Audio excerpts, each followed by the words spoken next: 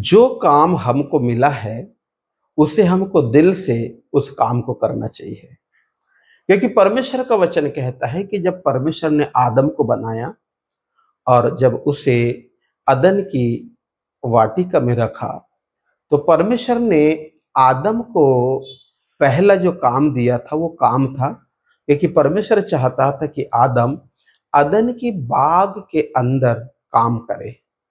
और काम करने के बाद जो फल उसे मिले उसको खाए, क्योंकि बगैर काम फल नहीं मिलता। इसलिए आप जहां कहीं भी काम करते हैं वो काम किसी कंपनी मालिक का नहीं, परंतु काम परमेश्वर का है। इसलिए उस काम को दिल से करिए,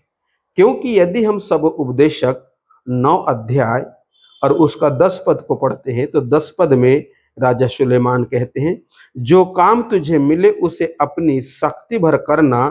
क्योंकि अधलोक में जहां तू जाने वाला है ना काम ना युक्ति ना ज्ञान और ना बुद्धि है। क्योंकि अधलोक में काम भी नहीं है, बुद्धि भी नहीं है, ज्ञान भी नहीं है,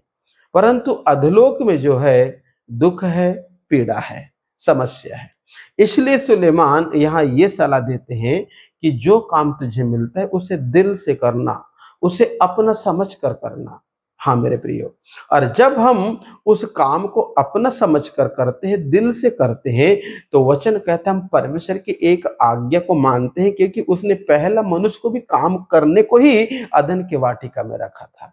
इसलिए प्रत्येक विश्वासी जो प्रभु यीशु मसीह को जानते हैं उनको ये सच्चाई पता होना चाहिए, क्योंकि कई बार हम काम से अपने आप को अलग करते हैं, कहते नहीं ये काम हमारा नहीं है, ये तो पास्टर का काम है, ये तो उसका काम है, तो इसका काम है, हम क्यों झाड़ू मारेंगे, हम क्यों कुर्सी उठाएंगे, हम क्यों पहले जाके तैयारी करेंगे, है ना? ऐसा करके वो अपने आप का पल्ला झाड़ लेते हैं, और ऐसा करने वाला व्यक्ति परमेश्वर की एक आज्ञा को तोड़ देता है, क्योंकि परमेश्वर की ओर से आज्ञा है। इसलिए मेरे प्रियो, जो भी काम अभी मिलता है आप उसे सख्ती से और दिल से करिए, ताकि प्रभु आपको इन कामों के थ्रू भी प्रभु आपको ब्लेस करे, आशीष दे, क्योंकि आशीष देने वाला परमेश्वर है। प्रभु आपको आशीष दे। आमीन।